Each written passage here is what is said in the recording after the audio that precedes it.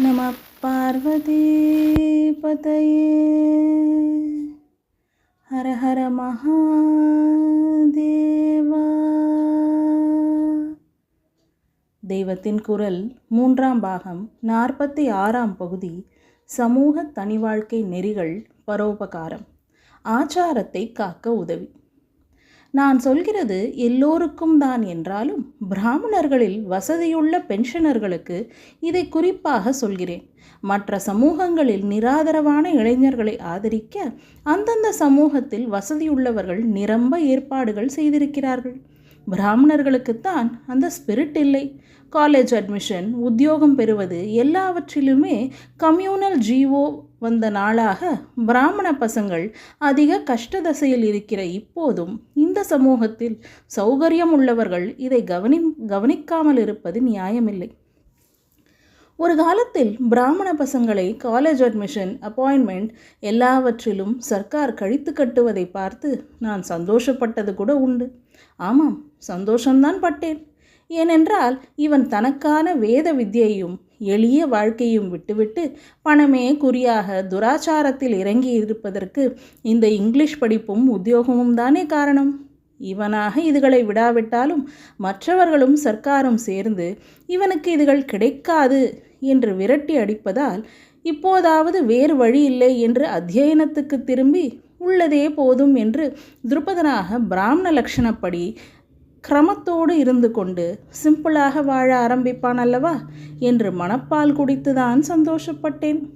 ஆனால் நடந்தது என்னவென்றால், இவனுக்கு மேல் படிப்பில்லை, அழுக்குப்படாத உத்தியோகமில்லை என்றதும் இவன் தன் பிராச்சீன ஜீவித முறைக்கு திரும்பாமல் இன்னமும் படுமோசமாக துராச்சாரத்திலேயே இறங்க ஆரம்பித்து விட்டான். சினிமாவில் சேர்வது, மிலிட்ரியில் சேர்ந்து மது மாம்சாதிகளை சாப்பிடுவது, ஹோட்டலில் சேர்ந்து கொஞ்சம் கூட ஆகார சுத்தம் இல்லாமல் தின்பது என்றெல்லாம் ஆரம்பித்து விட்டான். இதை பார்த்த பின்தான் எனக்கு இதைவிட இவனை வேறு விதத்தில் இங்கிலீஷ் படிப்பும் லௌகீகமான தொழிலும் பெறும்படி பண்ணிவிட்டு அதோடு கூடத்தான் முடிந்த மட்டும் பிராமண தர்மங்களை அனுஷ்டிக்க செய்ய வேண்டும் என்று தோன்றியிருக்கிறது. இதில்தான் பென்ஷனர்களின் சகாயத்தை கேட்கிறேன். முதலில் பிராமணன் தலையில் கை வைத்தது பரவி இப்போது ஃபார்வர்டு கம்யூனிட்டிஸ் என்று பெயர் வைக்கப்பட்ட செட்டியார், முதலியார், பிள்ளைமார் என்று ஒவ்வொரு சமூகமாக காலேஜ் அட்மிஷன், சர்க்கார் உத்தியோகம் எல்லாவற்றிலும் பின்னால் தள்ளப்படுவதில் முடிந்திருக்கிறபடியால் இவர்கள் எல்லோரும் எதிர்கால தலைமுறைகள் விஷயத்தில் விழிப்போடு ஏற்பாடு செய்ய வேண்டும். பின்தங்கிய வகுப்பினர் என்பவர்களுக்கும் நம்மாலான சகல உபகாரமும் செய்யத்தான் வேண்டும். பரோபகாரத்தில் மேல் ஜாதி கீழ் ஜாதி என்ற எண்ணமே தப்பு என்பதுதான் நம் குறிக்கோளாக இருக்க வேண்டுமாயினும் இந்த படிப்பு, உத்தியோகம் ஆகிய விஷயங்களில் சில வகுப்பாருக்கு உரியதையும் புறக்கணித்து சர்க்காரே பிற்பட்ட வகுப்பாருக்கு அதிகப்படி சலுகை காட்டுவதால் தான் இந்த விஷயத்தில் மட்டும் நான் கொஞ்சம் கம்யூனல் பேசிஸில் பேசியாக வேண்டியிருக்கிறது. டிப்ரெஸ்ட் என்று சொல்கிறார்களே, இந்த தாழ்த்தப்பட்டவர்களை நியாயமாக முன்னேற்றுவதை நான் ஆக்ஷேபிக்கவில்லை. ஆனால் இப்படி சொல்லிக்கொண்டு செய்கிற காரியங்கள் மற்றவர்களை டிப்ரெஸ் பண்ணி தாழ்த்தி வைப்பதற்காக ஆகிற போது இவர்கள் தாங்களாகவே மேலே எழும்புவதற்கு முயற்சி பண்ண வேண்டும் என்கிறேன். இந்த இனத்தின் மட்டும் தங்கள் வகுப்புக்கு தனியாக உபகாரம் பண்ணிக்கொள்ள வேண்டும் என்கிறேன். அதாவது சர்க்காரும் கைவிட்டு சொந்த சமூகத்திலும் போதிய ஆதரவு இதுவரை பெறாத பிராமண பசங்களுக்கு குறிப்பாகவும் மற்ற முன்னேறிய வகுப்பினர் எல்லோருக்குமே பொதுவாகவும் இந்த சமூகங்களை சேர்ந்த பென்ஷனர்கள் ஒன்று சேர்ந்து டுட்டோரியல் காலேஜ் வைத்து பலவிதமான தொழில்களும் சொல்லிக் கொடுக்க வேண்டும். பென்ஷனர்கள் தங்களுக்கு சம்பளம் வாங்கி கொள்ளாமல் இவற்றில் ஆசிரியர்களாக சொல்லிக் கொடுத்தால் விசேஷம். ஆனாலும் ஒரு காலேஜ் என்று நடத்தினால் இதர செலவுகள், மெயின்டெனன்ஸ் சார்ஜஸ் ஆகும் அல்லவா? அதனால் அவசிய செலவுக்கு மட்டும் கட்டுப்படி ஆகிற மாதிரி குறைச்சல் ஃபீஸ் வாங்கலாம். இதன் மூலம் முன்னேறியதாக சொல்லப்படும் ஜாதிக்கார பிள்ளைகள் இவ்வளவு தூரம் தங்களை பகிஷ்கரிக்காத சென்ட்ரல் சர்வீஸ், பேங்க்கு, கம்பெனிகள் ஆகியவற்றில் வேலைக்கு போவதற்கோ சுதந்திரமாக ஒரு தொழில் செய்து பிழைத்து போகவோ வழி செய்ததாகும். டுட்டோரியல் காலேஜில் படித்தால் அப்புறம் பிரைவேட்டாக அநேக யூனிவர்சிட்டிகளில் பரீட்சை எழுதி டிகிரி வாங்கலாம் அல்லவா? ரெகுலர் காலேஜ்களில்தான் சர்க்கார் சீட் ரிசர்வேஷன் வைத்து இவர்களை விரட்டுகிறதே. அதனால்தான் இந்த யோசனை.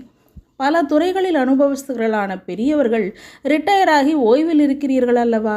நீங்கள் ஒன்று சேர்ந்து கணிதம், ஃபிசிக்ஸ், கெமிஸ்ட்ரி மற்றும் புது சயின்ஸ்கள், என்ஜினியரிங், அக்கவுண்டன்சி, இன்னும் இப்போது ஏற்பட்டிருக்கிற அநேக டெக்னாலஜிக்கல் சப்ஜெக்ட்கள், வீவிங், நெசவு போன்றவை கூடத்தான் சங்கீத வாத்தியங்கள் வாசிப்பதை கூட சேர்த்து கொள்ளலாம்.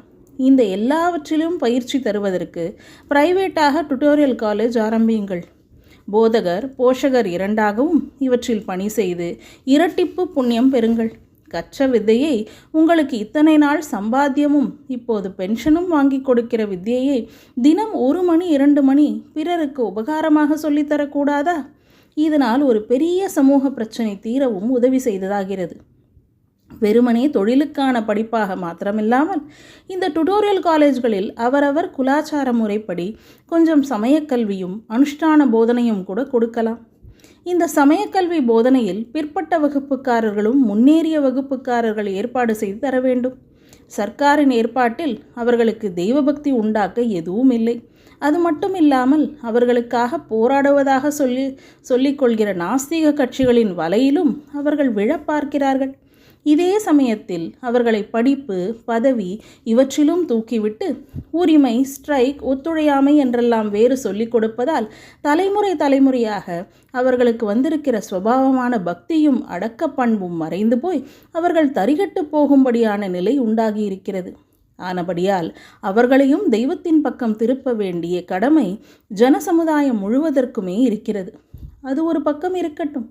இங்கே என்ன சொன்னேன் என்றால், சம வாய்ப்பு இழந்து விட்டவர்களுக்காக வைக்கிற டுட்டோரியல் காலேஜ்களில் அவரவர் குலாச்சாரப்படி சமயக்கல்வி அனுஷ்டானங்களையும் போதிக்கலாம் என்பது. இப்போது லோகம் இருக்கிற இருப்பில் இதை கம்பல்சரியாக பண்ணினால் இம்மாதிரி காலேஜில் சேர வருகிறவர்களே குறைந்து போய்விடுவார்களோ என்று பயமாயிருக்கிறது. ஆனபடியால் இதை ஆப்ஷனலாக வைக்கலாம். கட்டாய பாடமாக இல்லாததிலேயே இதில் என்னதான் இருக்கு பார்ப்போமே என்று பலருக்கு ஆர்வம் ஏற்பட்டு இஷ்ட பாடமாக எடுத்துக்கொள்ளலாம். காலை பருவத்தில் ஆகார சுத்தி இல்லாமல் கண்டபடி சாப்பிட்டு மாணவர்கள் மனசு விகாரப்படுவதை தடுப்பதற்காக இந்த காலேஜ்களில் சாஸ்திர சம்பிரதாயப்படியான ஹாஸ்டல்களும் வைக்கலாம். ஆகார சுத்தி ஆத்ம சுத்திக்கே அஸ்திவாரம் மாதிரி அது இப்போது ரொம்பவும் சீர்கட்டு போயிருக்கிறது. கண்டதை தின்பதற்கு கண்ட இடமெல்லாம் ஹோட்டல் மயமாயிருக்கிறது. முன்னே ஹோட்டல் என்பதே என்னவென்று நம் சமூகத்துக்கு தெரியாது. ஹோட்டல் வைத்து காசு வாங்கி கொண்டு அன்ன விக்கிரயம் செய்வது, உணவை விற்பது நம் சாஸ்திரப்படி பாபமே ஆகும். முன்னெல்லாம் ஊருக்கு ஊர் இதனால்தான் யாத்ரிகர்களுக்காக சத்திரம் என்று தர்மசாலை இருந்தது.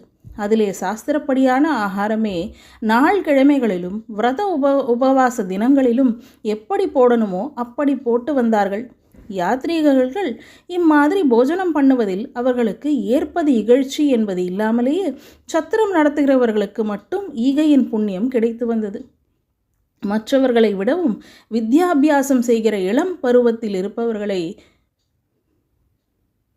வயது சேஷ்டையால் புத்தி விகாரப்படாமல் ரட்சிக்க வேண்டியது ரொம்பவும் அவசியமானதால் அவர்களுக்காக சாஸ்திரியமான ஹாஸ்டல்கள் வைத்து சுத்தமான ஆகாரம் போடுவதை முக்கியமாக கவனத்தில் கொள்ள வேண்டும். வாழ்க்கையின் கடைசி ஸ்திதியில் இருக்கும் பென்ஷனர்களான நீங்களே யோசித்து பாருங்கள். எத்தனையோ 1000 வருஷமாக நம் பெரியோர்கள் ரட்சித்து கொடுத்த ஆச்சார ஆகார சுத்திகள் இன்னவென்றே தெரியாமல் இளம் தலைமுறையினரால் தாரை வார்க்கப்பட விடலாமா? விடக்கூடாது என்றால் யாரை கொண்டு இதை பண்ணுவது? ராஜாதான் முன்காலங்களில் தர்மரக்ஷணத்தை கவனித்து கொண்டது. ஆனால் இப்போதுள்ள சர்க்காரை கொண்டு ஆச்சார அபிவிருத்திக்கு ரூல் போட நினைப்பதே பரிகாசம் அல்லவா? நேராக இந்த ஆச்சாரங்களை தாங்களே நாசம் பண்ணுவதோ அல்லது பிறர் நாசம் பண்ணும்போது ஆஹா என்று வேடிக்கை பார்த்து கொண்டு இருப்பதோதான் நம் தேசத்தில் முற்போக்குக்காரர்களின் கொள்கையாக இருக்கிறது. அவர்களை மீறி நம்முடைய செக்யுலர் ராஜாங்கமும் போகாது. ஆகையால் நம்முடைய புராதன தர்மங்களை காப்பாற்ற நாமேதான் ஆனதை செய்ய வேண்டும். எனவே உங்களில் கற்றறிந்து அநேக இடங்களில் நல்ல பதவிகள் வகித்து ஓரளவு செல்வமும் செல்வாக்கும் பெற்று தற்போது நிறைய சாவகாசம் பெற்றுள்ள பென்ஷனர்களான பெரியோர்களே இந்த விஷயத்தில் தங்களால் இயன்ற பொறுப்பை எடுத்து கொள்ள வேண்டும். நம பார்வதி பதையே. ஹர ஹர மகாதேவா.